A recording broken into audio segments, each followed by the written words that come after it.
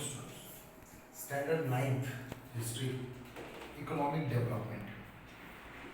Last time we see how India after independence started to work with. Now, in the name of economic development, we will see how India started its journey.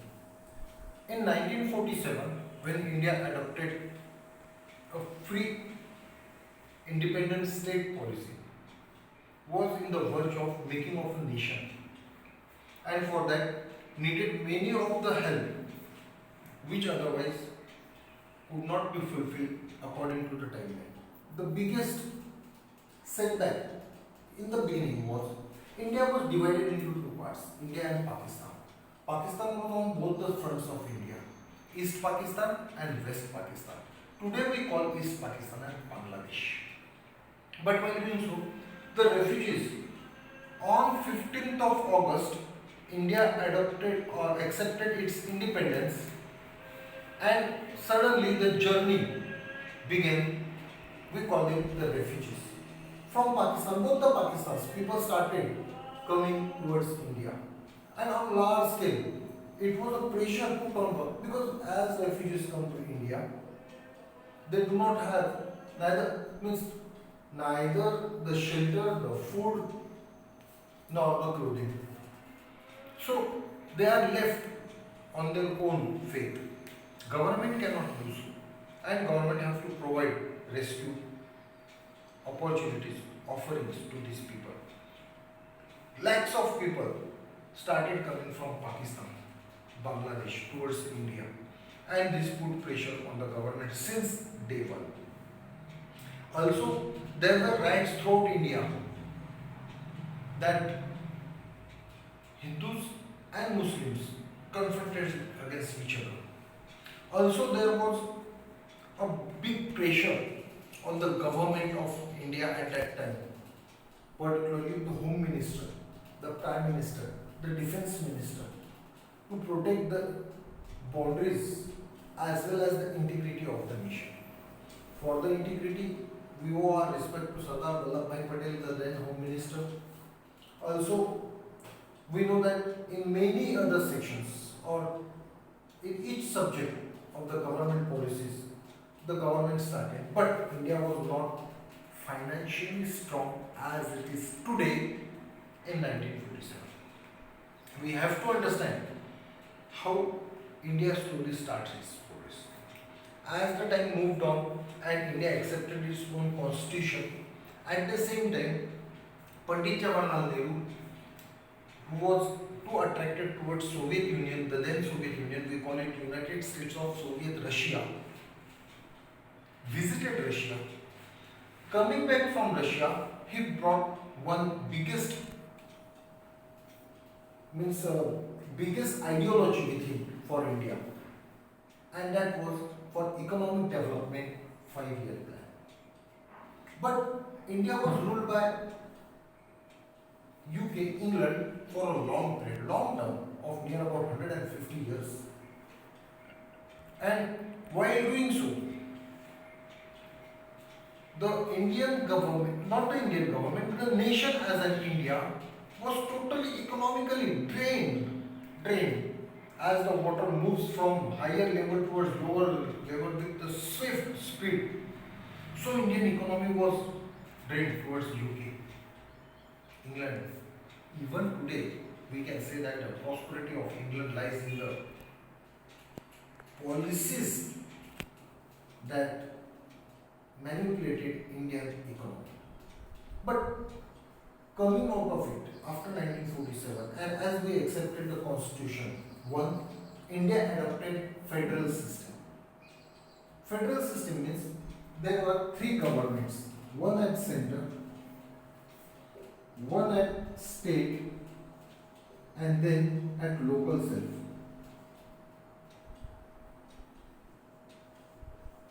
So at center we have Delhi, that is the union of states.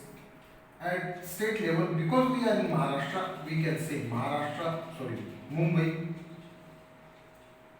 And because in Maharashtra we are at Akola, we have Akola government. So this is the national government, this is the state government, and this is local self-government. Akola Mahanagarpalika. If it was village, Gram Panchayat. But India since beginning accepted this is federal system. With this federal system, India's rules and regulations tells us that that was the beginning of the decentralization of power. The power of the government was not restricted to any one. It was rather divided in all. And India is a multilingual, multi-religious, multicultural nation. So naturally, it is not possible in any one person that we can see all the aspirations of the nation. Definitely, we were lucky enough to have good administrators, executors since beginning. And that is why we see that the Indian democracy started to gain or to build itself in more strongly. While doing so, India accepted mixed economy. In the beginning, after coming from Russia, India adopted 5-year plan. But before that, when the economy was to be give momentum, India accepted mixed economy. Actually, economy are of three types. One is public, that is government. One is private, that is personal, and third is mix of both private and public. Economy is also termed as socialist economy. Socialist economy always work for the betterment of workers.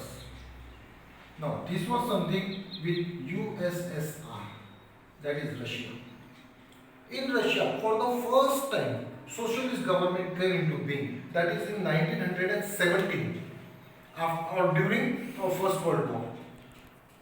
During the First World War, Lenin, the then communist leader, who was fascinated by the ideologies of Karl Marx, come to power in Russia and gives a new ideology in the name of workers, that is socialist ideology.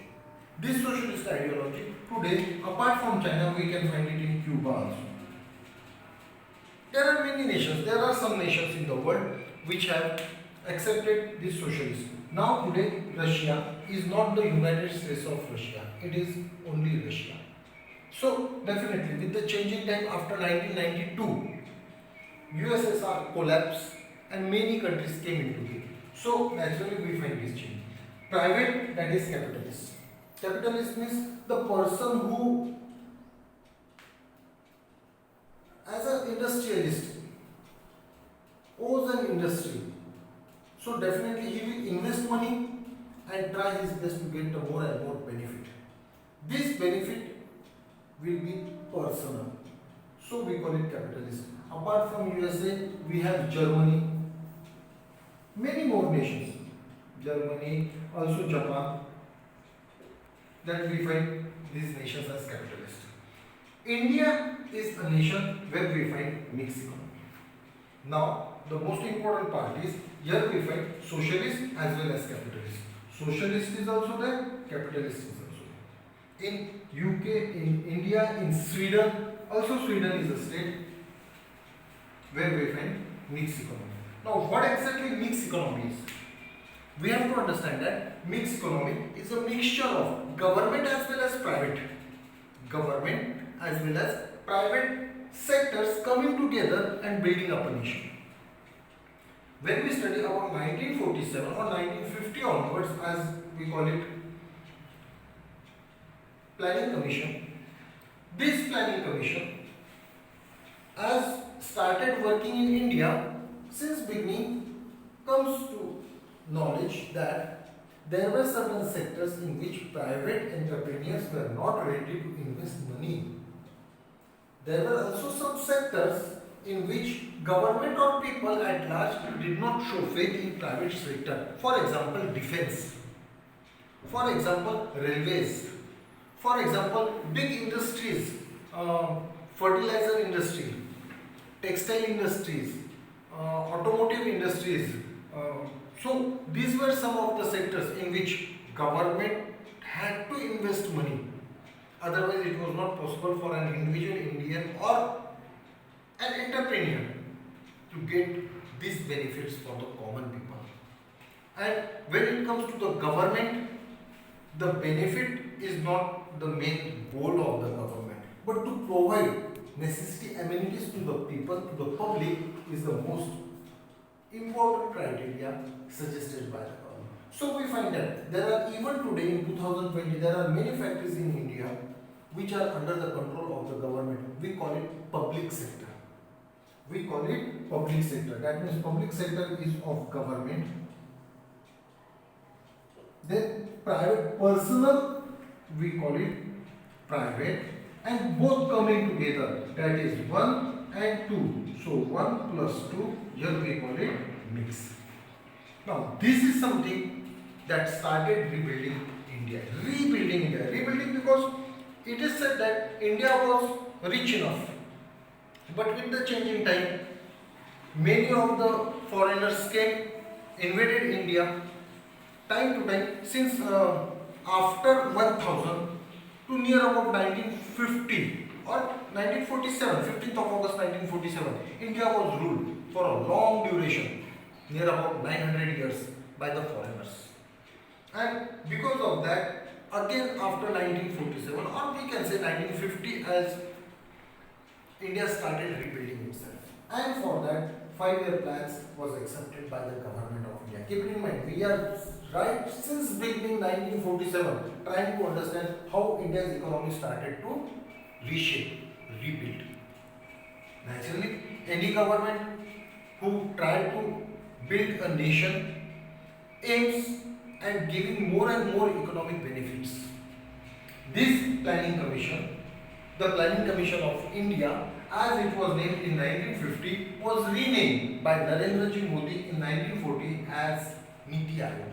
Coming to power, he changed the name into Indian language or Hindi, and today we call it Niti Aayog.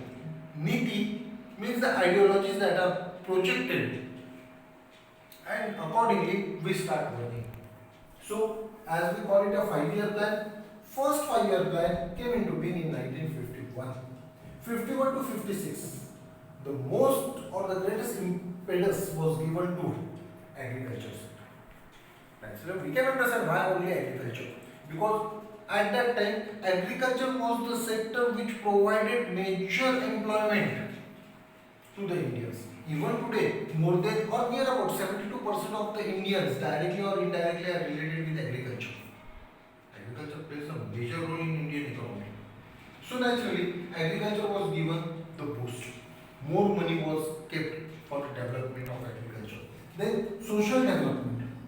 Social development, India is a multilingual, multi-religious, multicultural nation. There is variation in religious as well as regional. Religious as well as regional. Though the region differ, religion may be same. Though the religion is same, with the region, cultural ties changes. So all these things were to be considered, and it was a great pressure on government to strengthen the unity of the nation. But slowly it took a strong hold. Laws were enacted as a experience. With the changing experience, many things started changing slowly, drafting towards new India. And as the goals were set, some goals were achieved, some are yet to be. But what exactly the greatest achievement of all 5-year plan is? One, to increase the national income, to increase the personal income of individual Indian, to provide the basic amenities to all the Indians. As we know the rights, we have certain rights: right to vote, right to speak, right to live, right to move from anywhere to reside in India. So do we have the right to religion. We also have right to information, right to education. Now, when we study about these rights, there is another side, that is responsibility. Not only the government, but Indians as an individual also have certain responsibilities. So the rights and responsibilities are something, the two sides of the same coin. And while doing so, we have to understand that how it all started. Because agriculture was given more impetus, irrigation and flood control was the basic fundamental, and government of India started working on it. Naturally, even in 1950, not only in India, throughout the world, or major countries of the world, majority of the countries of the world, agriculture was the backbone. And in India also, but that was the time when work was not done in the name of agriculture. So irrigation and flood control was given the most important criteria. And in the name of flood control, two major projects, Bhakra and Nangal. These are two different dams on the same river. One is in Punjab, one is in Himachal. But at the specific distance, Bhakra and Nangal dams were. These are multi-utility dams. They are used for agriculture, they are used for transportation, they are used for hydroelectricity powers. Apart from that, there are also certain other benefits. These are canals were dug up, and Punjab, Haryana became the biggest producer of wheat in India. Not only in India, Asia. It is today called as the storehouse of wheat in India. Now, because of that successful plan, slowly many other projects started working, and it started spreading all over India. So definitely it brought about a revolutionary change as far as agriculture was concerned. Second 5-year plan from 56 to 61 was dedicated to industrialization. And in the name of industrialization, chemical factories, automotive, particularly related to railways. Certain factories were established that were responsible for making of the bogies, for making of the wheels, for making of the tracks, railway tracks as we call it. And may it be Chidambaram, may it be Chitrakoot, or some other places, Perambadur, that is in Tamil Nadu, also in West Bengal. Factories were set up, and these were heavy factories. These factories started working under the guidance of socialists, that is government. This factory, because they require a large amount of money. So, Indian Fertilizer Company was established. Today it is known by the name IFFCO, IFFCO. So, there were many countries. Sindhi in Ratnagiri district was a major project established by government in the name of fertilizer industries. So also there were certain textile industries were given boost. For example, Solapur, for example, Banaras, and many other places in India. And people at large started gaining their livelihood or employment. Because of employment generation, India slowly started coming on the track. But this is also the time when India faced many of the problems. While going through this, we cannot see only the positive things. We also have to understand what the difficulties India started coming. As soon as India became independent in January 1948, the intruders attacked Kashmir, and Kashmir problem was evolved. This exposed the defense system of India. India did not have at that time the good military. So military was also to be rebuilt. In the name of industrialization, in the name of agriculture, we could never reject or we could not neglect the development of the military. So this was also the time when just Second World War ended and world acknowledged the importance of atomic energy. Thanks to Dr. Homi Bhabha or the team, Pandit Nehru at that time acknowledged the importance and boost was given to the atomic energy. This atomic energy gained more importance during the rule of Indira Gandhi, and India went for the first nuclear test at Pokhran. But with the changing time, as we move towards the third 5-year plan, balance was to be made between agriculture and industry. Keep it in mind, third 5-year plans means just 15 years. Actually 10 years were completed. We now enters into 1961, and this is also the time when India faced the wars with Pakistan, China, and the war with China exposed totally the defense equipments as India was in short. This was also the time when the world was experiencing the two bipolar regime. One was in the name of America, another in the name of Russia. And the world was divided into two groups. Pakistan joined hands with America. Pakistan joined hands with America and had a military pact with America, which states that attack on Pakistan will also be considered as attack on America because of the because of the military deal.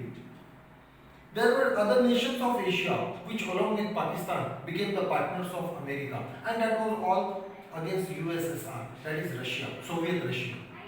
But while doing so, smaller nations, even the nation like we think that India is a big nation, but in the beginning, because of the non-economic prosperity, India was not a prosperous nation.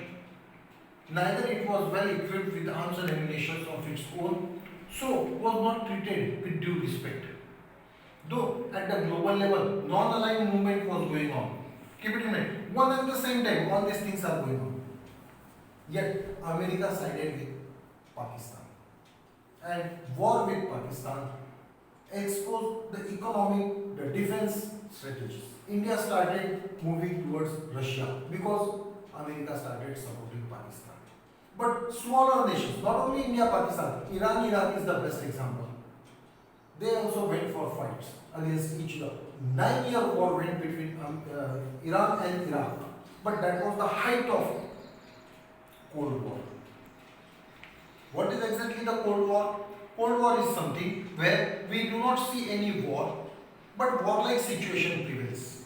And when warlike situation prevails, in the preparedness of the war, more money is invested in defense. Naturally, that is something that disturbs the developmental progress. The whole of the world faced the same. In the name of defense, in the name of self-protection, in the name of well-equipped arms, America and Russia started to prosper. They were becoming rich and richer. But the nations that followed the same path, they could not prosper. But this lasted to certain limits. And after 1985, slowly the trend started to change. In 1990, USSR collapsed and Cold War comes to an end, remaining one superpower. We call it America. But while doing so, there was after this balance between agriculture and industries, we come to know that in 1967, 68 and 69, 1 year plan was implemented. And it was because of the economic collapse, total collapse of the economy because of intense famine, war with China, Pakistan that disturbed the Indian economy. And slowly after that, India enters into the new decade of 1970s. With having the experience of this, that is from 60 to 70, the whole of the decade exposed India to the world. India was not strong enough in terms of economy, but because of the experience that India got now, it came forward with a strong wave. Thanks to the Indian people who supported their government and government who planned the best policies which makes India today's India. The nuclear agencies were working. The DRDO was established. Even the HEL, Hindustan Electronics Limited, HAL, Hindustan Aeronautical Limited, BHEL, Bharat Heavy Electricals Limited, these are all the public sector companies working for the betterment of electronics and defense purposes. Aeronautical factories were established and slowly the developmental progress went to such a great extent that today India is responsible for the creation of BrahMos, the supersonic, fastest supersonic in the world. So naturally, but it's not a one day story. Since 1950, slowly we come to know that many things changed, but defense was given its own importance after 1970, that is 1969 onwards. After exposing that India could not stand alone in the name of non-alignment, India now started polarizing itself. Indian new government with the new policies that is under the leadership of Indira Gandhi, we see a drastic change. India, though supporting peace, started showing its own impact in South Asia. We will study all this, but in next lecture. Thank you.